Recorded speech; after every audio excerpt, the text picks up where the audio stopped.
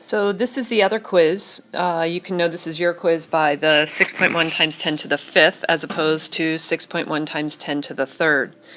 Okay, if we want to do these, and remember this is show all work, you do have a calculator so you can check your answers. If we want to do these by hand, we're going to multiply 6.1 and 2.6 and get 15.86 times 10. And then we add these exponents, so times 10 to the 11th.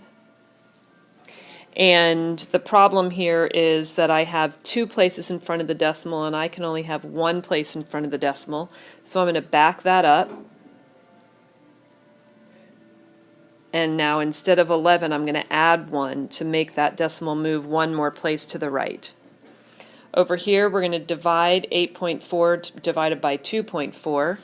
So we're going to divide these numbers, and we're going to get 3.5 times 10, and we subtract exponents here, so that would be negative 13.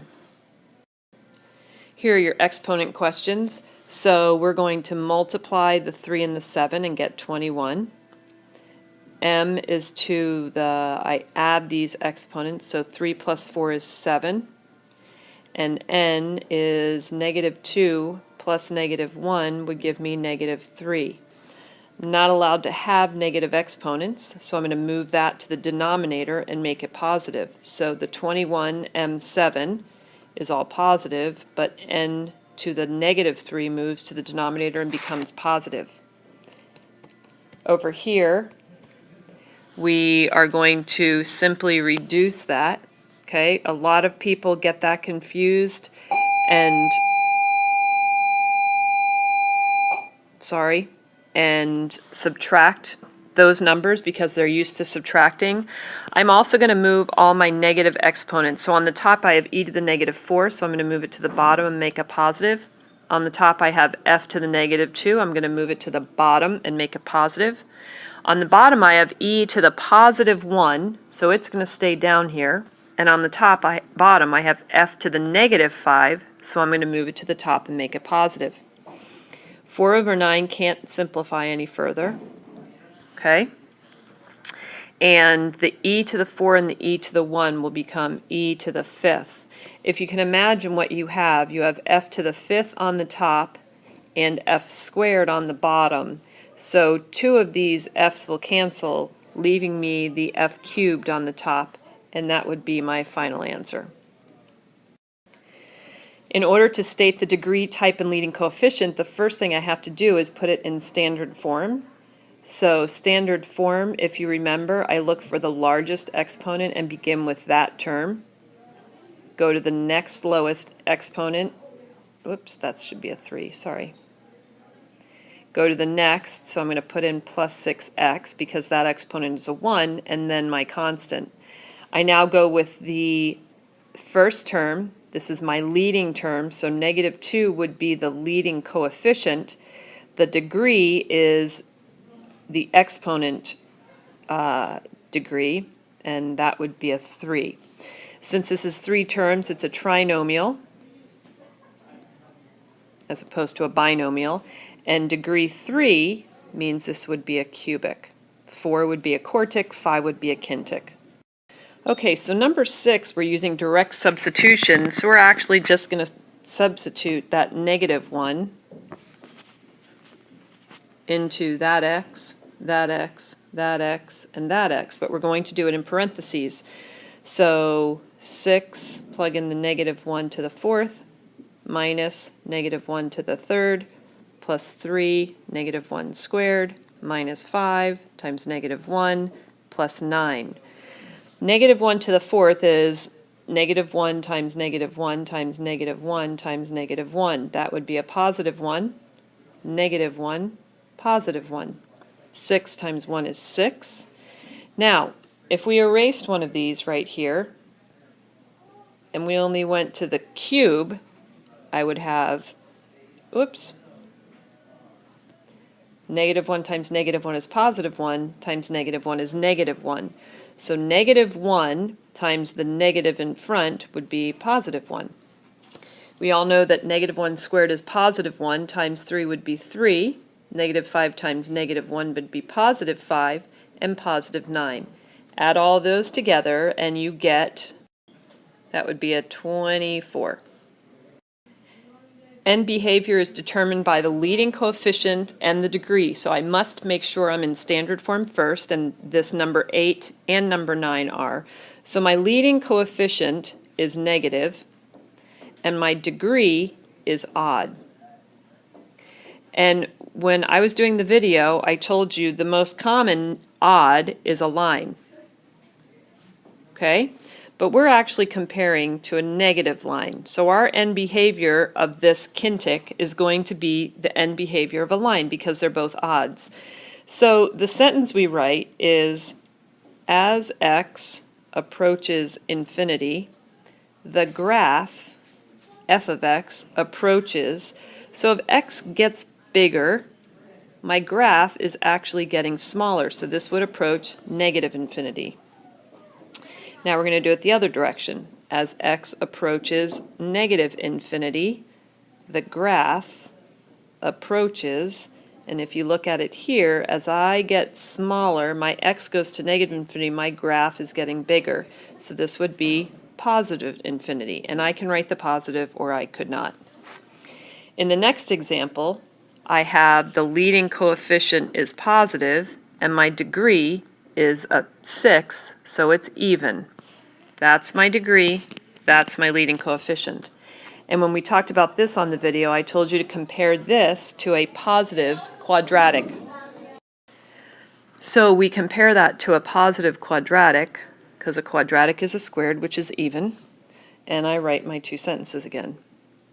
As x approaches infinity, the function of x approaches, and let's see what happens. As x goes to infinity, my function is also going to infinity. Second sentence, as x approaches negative infinity, what does the function do? Well, as x gets smaller, f of x is also going up to positive infinity. Now I want you to remember that no matter what, the beginning of this will never change. These words stay the same. What you are determining is what happens as a result of that statement. Okay, I want to write an expression here, and I know that my equation is volume is 1/3 times pi times the radius squared times the height. This would be the radius, that would be the height. Okay, so let's bring this down.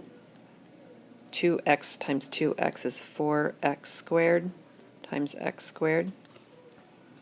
I'm going to multiply the numbers, 1/3 times 4 pi, and then I actually add those exponents, and I end up with x to the 4th. So in number 11, the thing that catches most people off guard is this: do not distribute over an addition sign. We're simply adding polynomials together. There's nothing to distribute, so I'm adding 2y squared minus 5y plus 1 plus y squared minus y minus 4. These two are like terms, so I put them together. This and this are like terms, and the 1 and the negative 4. Remember that if you have extra time on the test, you can always put this in y1, this in y2, and check the table. Okay, this is a little different here because I have to distribute this to all terms. So I will have 4th plus 6w cubed minus 7. This is going to turn into plus minus minus. Now I'm going to combine like terms starting with my largest, so these two added together. Then this one is the only cube. Then this is my only squared.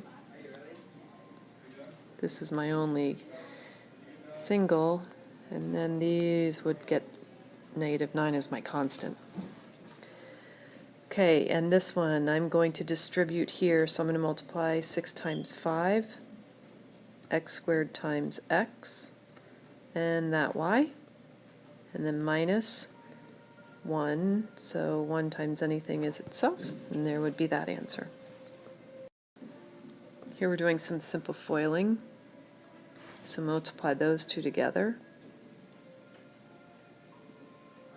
those.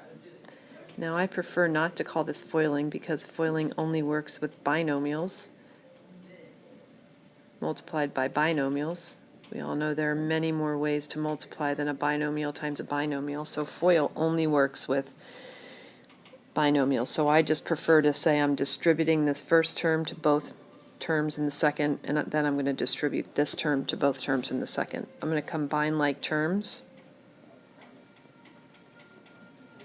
It's going to give me,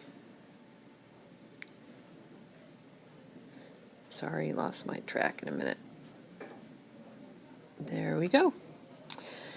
Okay, so this is either a pattern or you just multiply it out. Prefer not to have to memorize patterns.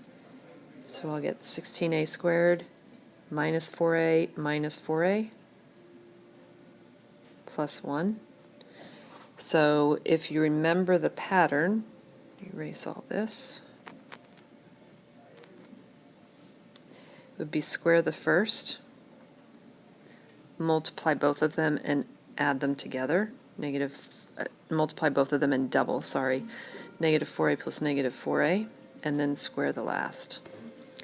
Okay, this bottom one, yes, you can use something called scums. I prefer not to remember that. I just prefer to remember it's z minus 4 multiplied 3 times. If I multiply the first two, I get z squared minus 4z, which is negative 8z, plus 16 times z minus 4. Now I'm going to distribute all three of the trinomial to both of the binomials. So I get z cubed minus 4z squared. Now I'm going to distribute this one. I'm going to get negative 8z squared plus 32z. And then I'm going to get plus 16z minus 64. Okay, and I like stacking them like that because now if I just add down my columns, I get z cubed minus 12z squared plus 48z minus 64.